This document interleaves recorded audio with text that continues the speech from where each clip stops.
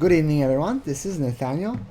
I was rereading the Holy Lorneography because I really like to read it, and I have a few things I'd like to say to you. The first of all is I want to apologize for all the videos I'm making, and I'm gonna solve that problem by making another video.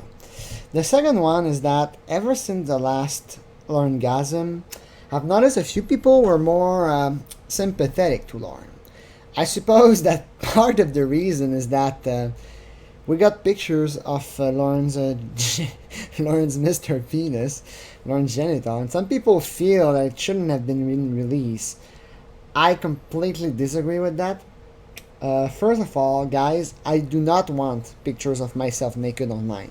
And you know what I do? Or rather, what I don't do? I don't chat with minors online and expose myself. Like, it's really simple. I don't show myself naked on camera, and as a result, there are no naked pictures of me online anywhere. Lorne made the decision to show himself to a kid, not an adult, a kid. He made a decision to expose himself naked, and he has to suffer the consequences for it. Now you might be thinking, yeah, but the pictures were meant for a person. It's privacy. But the Kentucky court actually disagreed with that, and they said when you go to a chat room like that, you're making yourself available to the public. You have no expectation of privacy. Lorne went into a chat room. He chatted with a little kid, and he knew right away how old she was, and he still did all that. And he exposed himself an hour from first starting chatting with her. And I'm supposing that she's not the first guy that he exposed himself to, because he's been chatting with quite a few other decoys. So I see absolutely no problem whatsoever with showing pictures of him naked. I don't see the problem with it. He was always naked on camera, like all the time. I mean, I don't know how else to say it. It's part of who he is.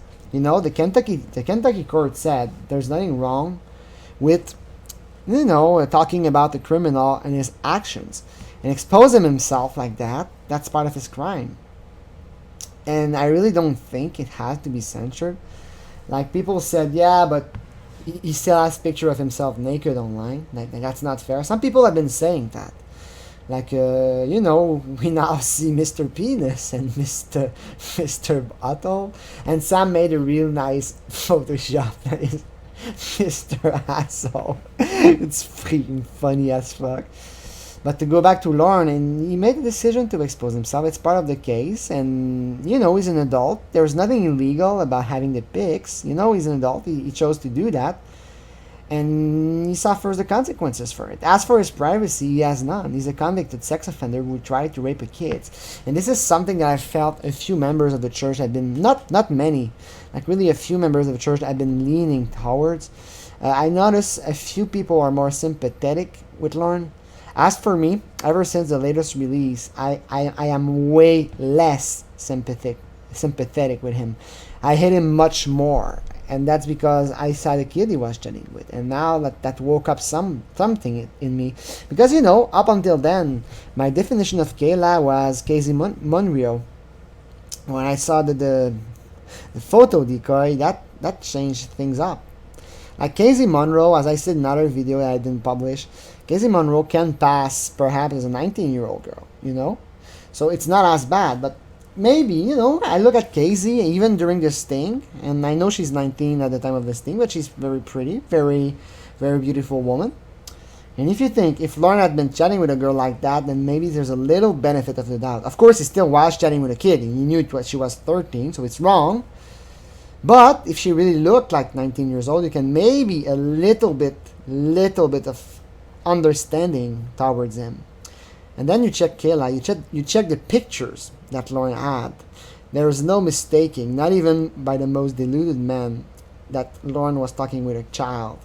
He's a sick fucking piece of shit. And unless you've been a victim of child abuse, child sex abuse, or unless you know somebody that was a victim of sexual abuse in their youth, you have no idea how much damage it does. You have no idea how hard it is, and it's really horrible. I'm just checking something real quick. Forgive me.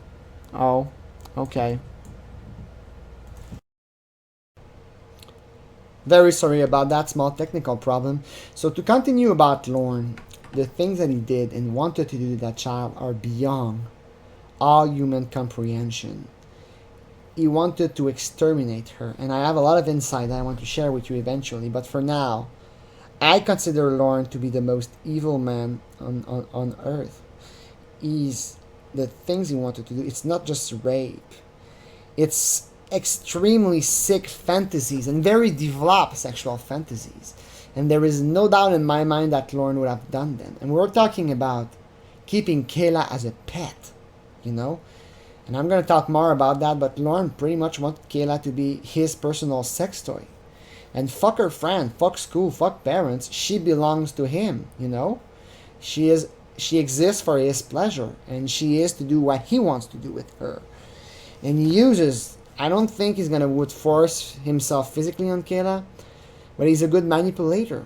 Lorne is an excellent manipulator, and he would have used guilt to get her to do what he wanted. And this is so sickening. Lorne deserves everything he did, okay? Some people argue that, you know, pictures of his genital, that's very private. Again, it's not like someone went to his room and put some hidden camera. He did that on camera for a stranger. So he must not feel too bad about exposing himself. And the way he did it is part of the case. If you were a member of the jury and there was a trial, you would see those pictures. In fact, Chris Henson saw them. When he handed them to Lorne, I doubt the pictures were blurred. The fact that we actually see his penis, and it's not like with a red, blackboard or something.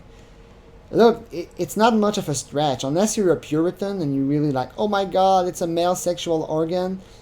Look, it's just like, it's not much more than the picture we had of him standing naked, except that now nothing is censored, and I don't see the problem with it.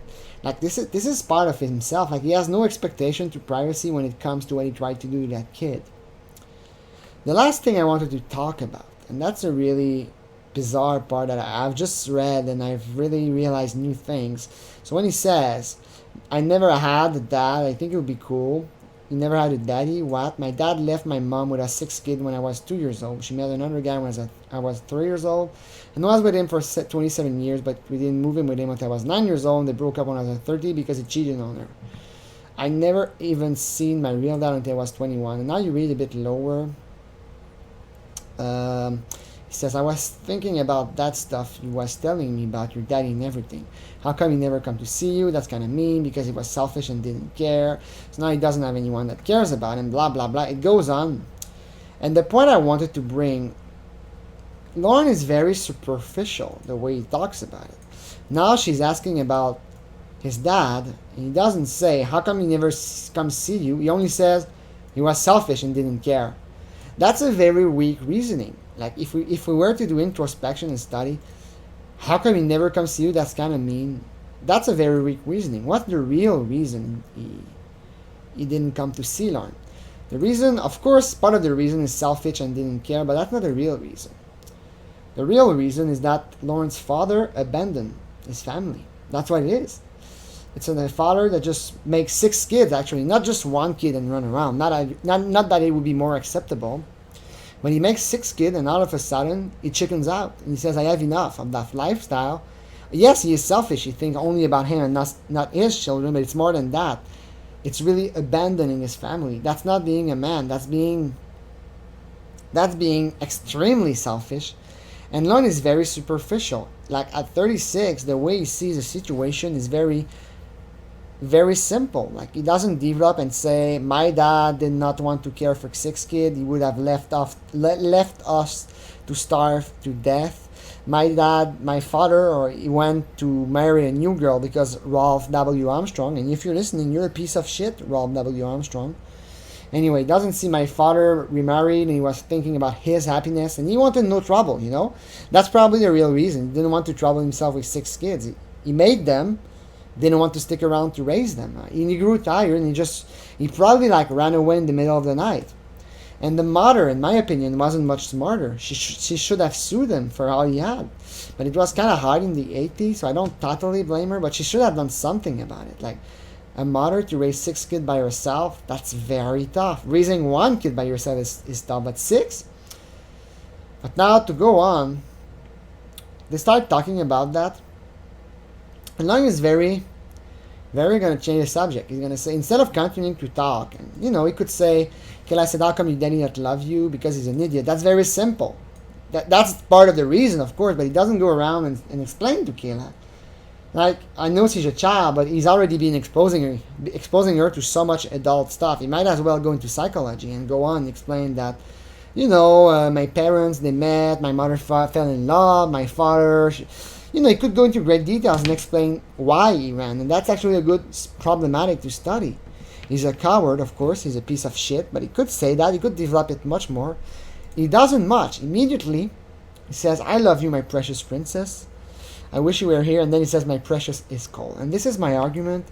Whenever reality becomes too uncomfortable for Lorne, whenever he cannot deal with whatever the subject is or the topic is, he's going to go back to sex.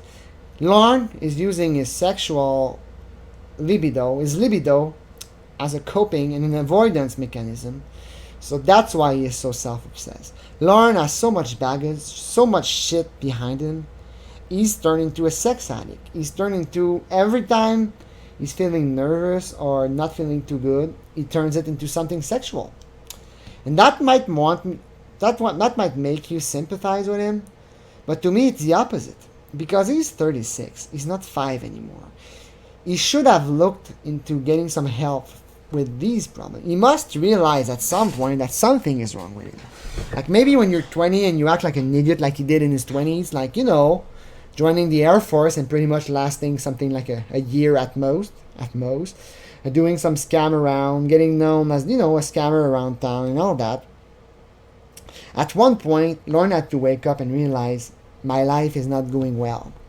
And don't tell me that he did that when he ran away to Nashville. We can very much see that it's not the reason.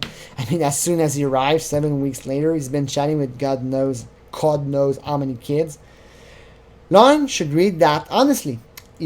Everyone should devote a little portion of the week, maybe like an hour every week, to introspection and analyzing what you did.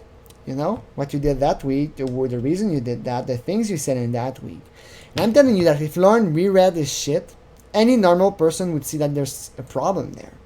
And even if you don't do that, if you look at this situation, okay, I'm in Nashville, I live in a shithole, I don't have money, and I still think I can believe a famous country singer, like, I have to be reasonable at some point. Lorne should realize that, but he doesn't. He doesn't want to do it. It's not that he's not capable. I think everybody's capable of doing that.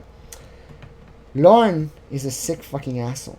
He had many, many chances in his life to fix the problem that he's having and improving his life. And he should realize from his alcoholism, the way that he goes to drink all the time and all that, there's really no excuse for him. He really should go. He should go into getting some help, and he should go into solving his problems.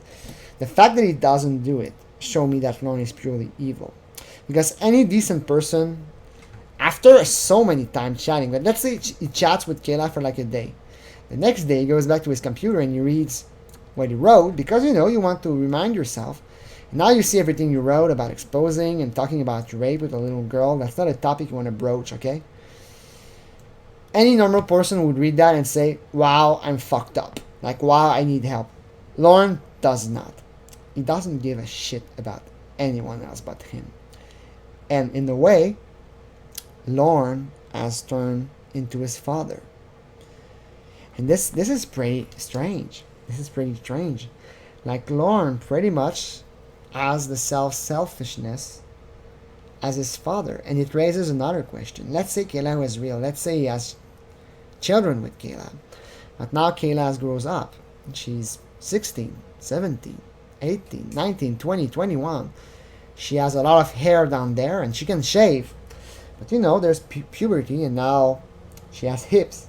She has a grown adult body. What do you think Lorne's going to do? Let's say he had 2 kids with Kayla. Now Kayla is 22, 23. What do you think Lorne's going to do? He's going to run away? Yeah. And that's the point I wanted to bring. Lorne would do the same as his father eventually. He already did it a couple of times. Like, he's lived all over the U.S. Like he says, I've been to every U.S. state except Hawaii. So I'm guessing that Lorne ran away a few times in his life. He might have run from the Alaska. He ran away from his company. He ran away from Maine. Eventually, Lorne would run away from Kayla. I don't think the relationship would last forever. And that's a point I'm going to come back into much greater details later. But for now, thanks for watching, and please have an excellent night.